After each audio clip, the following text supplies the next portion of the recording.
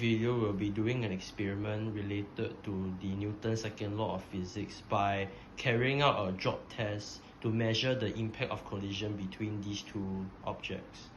However, before conducting the drop test, you must first understand the concept of the Newton's second law.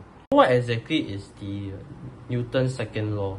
The Newton's second law describes the relationship between F equals to ma, where F is the impact of collision, m is the mass of the object, and a is the gravitational acceleration.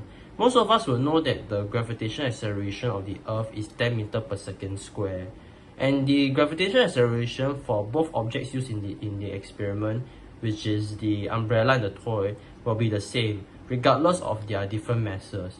Hence, my hypothesis is if the impact of collision of the umbrella will be greater than the toy, since the mass of the umbrella is significantly greater.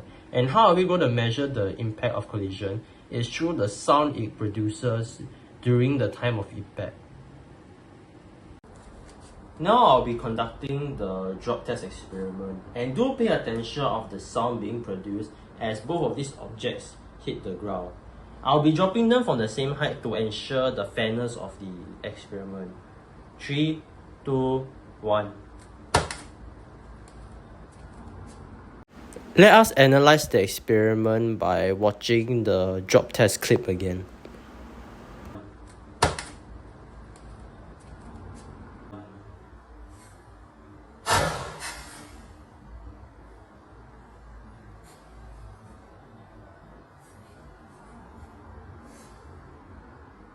The first thing to take note of is that both the toy and the umbrella made impact on the ground at the exact same time, which already proves that the gravitational acceleration of both objects is the same, as they fall at the same rate.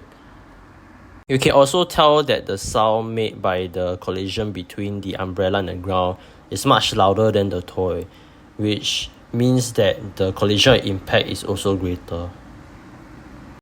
Based on the analysis, I can already draw a definitive conclusion for the experiment.